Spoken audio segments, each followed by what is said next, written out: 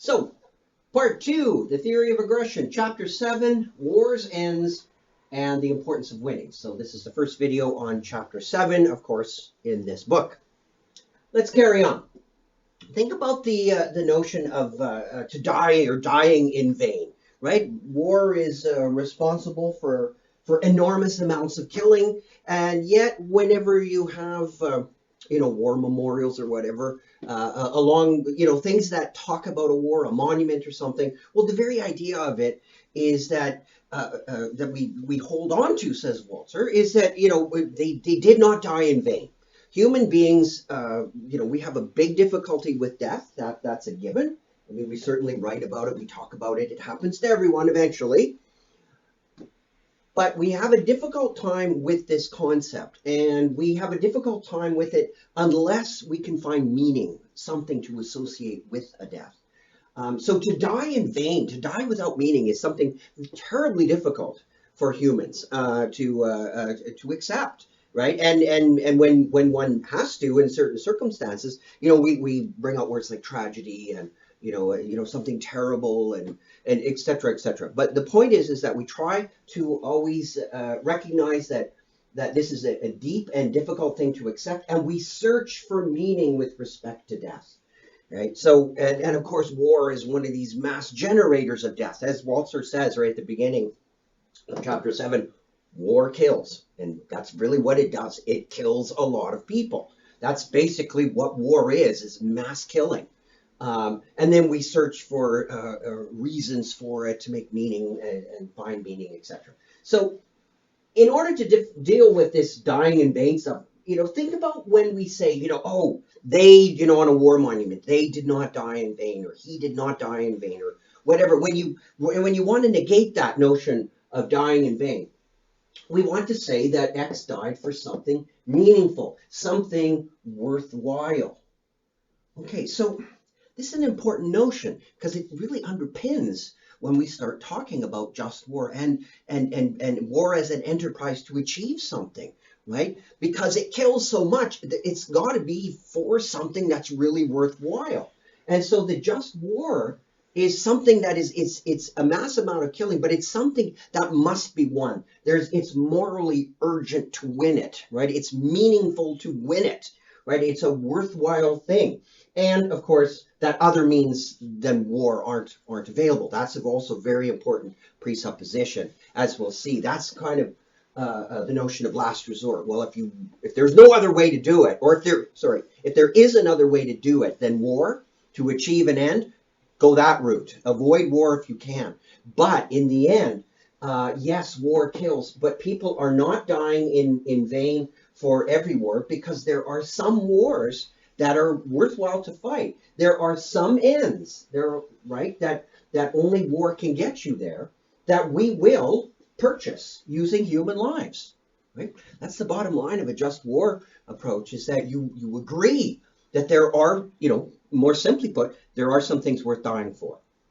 And you're kind of obligated. Like if you have a choice between certain kinds of things, you should fight. And definitely it's something you should do, and you should be willing to die for it. And it's a noble thing to die for, or a worthwhile thing to die for. We have lots of terminology, but it's basically that we are moral creatures, and we see certain moral things that we are obligated to do, and these things can even outweigh individual lives or even groups of lives. So war kills, but it's something that it can lead to ends, goals, that we will purchase in human lives. Like what?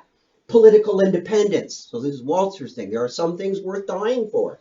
If you reject this, if you say, look, nothing worth dying for, there is nothing worth killing for and dying for. Like killing and dying, you cannot make a goal up or ascribe a goal to human beings or come up with any goal that outweighs that you'd say, nope, there are some things that that there is no thing that is worth dying over.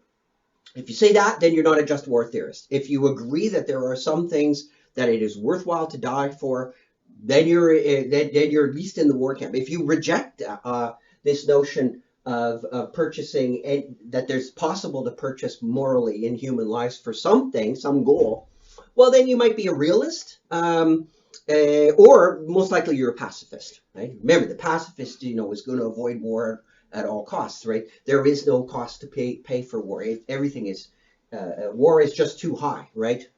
Okay, so political independence, communal living, these kinds of things, Walzer gives us some suggestions. But remember, we're talking about, like, to go to war to win it, right? It's morally urgent to win, not to go to war just for the sake of going to war. There's a moral urgency, and you will die in the process of war, but to achieve an end. So what are we really talking about when we win a war, right? Think about it. Now, this will get into stuff that we'll talk about a little later, like proportionality and, the means that you actually need to achieve the end, et cetera, et cetera.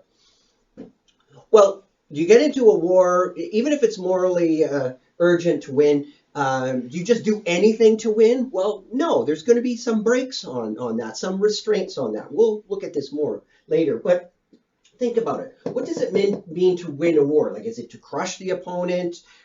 Is it to block the opponent from his assault on you? Like, what exactly do we mean by winning a war? Now, this notion of winning a war, the problem of understanding the concept of winning a war is related or could be subsumed as a particular species of a broader philosophical problem that largely stems from defining things in terms of victory or success, right? And the pragmatist movement, essentially born in roughly sort of the late 19th century and came to fruition in the 20th and is still around with us in various forms, basically did use the concept of success to do a lot of work, a lot of conceptual labor.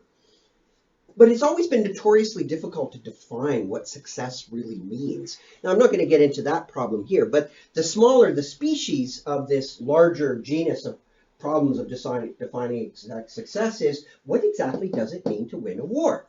And winning a war can look different in different contexts. So Walzer says, in the Second World War, winning that war, that was a just war from the Allies side, was unjust from the Nazi side. But winning that war really was, you had to destroy that regime. You had to destroy the Nazi regime. Did you have to destroy, Walzer says, every regime that was opposed to the Allies in that war, like Japan? Did that have to completely be destroyed? No, not so much, right? It had to be dismantled to a certain degree. So by using that notion of degrees of victory or degrees of dismantling, victory, can take on a slightly different meaning in different contexts. Victory over Nazi Germany is not the same thing as victory over imperialist Japan in the Second World War. Because one, Walzer says, namely Nazi Germany, had values that were completely antithetical to those values that were being fought for and held by the Allies. So that regime had to be completely dismantled. So winning is understood largely in terms of crushing the opponent. But winning a war can be understood in different ways in different wars. So you can have a look at Walzer's discussion of victory and success in war. So this raises questions, right? Well, if winning a war isn't just an easy, crush the enemy, we got to think, what are the goals involved in winning a war? And they look different in different circumstances, different conflicts. And we have to do some thinking, right? It's not an easy thing of all one size fits all wars. And also, so what are the legitimate ends and goals of war, we have to ask? And once they're reached, the fighting should stop. Right? Even, like the fighting should stop against any regime once you've achieved these goals. So kind of having your objectives, the mission, when you can say mission accomplished. And of course, in history shows us that many times, leaders will just declare mission accomplished and victory has been achieved and then leave. So there is a subjective element to it, and it's often, abused when leaders and armies get into trouble or whatnot. But we're trying to think of, what kinds of, real rational thinking can we put behind the question of legitimate goals, ends of war, and when should the fighting stop? Now, some have said that, look, in the end, all this just war stuff, is this quote unquote emphasis on justice. what really happens is that supposedly just wars, they really turn into crusades, right? In the sense that, they may start off with some sort of noble intentions, but they go on too long. And when human beings start fighting, it just escalates, and then eventually it just turns into one side trying to destroy the other, and then by claiming justice all the time. And so, in that sense, we should really just be avoiding war and give up all this pursuit, all this so-called pursuit of justice, right? That's a way to that's a way to just turn wars into crusades, right? You think you're doing is something noble and good, you just end up turning it into a kind of crusade. So I've labeled that point, that from justice down into the perversion of it and into a crusade. I've labeled that with a little gamma here. And why did I do that? Because Walzer wants to oppose this, because he's saying, yeah, there's always the risk of this, that just wars can turn into crusades. So he's always yes, there's always that risk when you get into a just war and you think you have a just cause, etc., etc. We'll look at more of what that means later, but there's always that risk, right? The side of righteousness, we will take up our arms and fight for it, and then it can turn into something like a crusade. So there's always the risk of that. He's not denying that that's a risk, and Walzer says repeatedly in this book, nations they're heavily predisposed to invade each other and all kinds of things. So we have to put the brakes on a lot of these things. And as we've seen earlier, it's better to try and put up constraints, constraints that are more likely that people will obey. So it's more likely if you say, well, you can go to war, but here are the constraints on the conditions under which and the conditions how you fight. Those are, less restrictive constraints. And you risk that those too will be ignored. But the risk of the lesser constraints being ignored is less than the risk of a greater constraint. If you say no war whatsoever or whatever, people are going to break that. There's a greater risk that will be broken. So if you can, put some smaller constraints on, you have a greater chance, says Walzer, that the smaller, less restrictive constraints will be upheld. And you can think about that. That's not a self-evident statement. That is a claim. All right, does history agree with that? So you can think about that. So there's always the risk, of just wars, but we don't want to go down this pathway of giving up justice. Instead, Walzer says, let's think a little bit more deeply about justice. Why? We can't help but thinking about justice. Again, we can't, this is all part of our moral character. This is all part of we are moral creatures in the sense that we always think in terms of morality. We cannot help but thinking of our actions in terms of morality. We don't think in terms of pure causality. We always think not only about what has happened in human action. Human action always has a moral dimension. What was it right? Was it wrong? What ought we to do?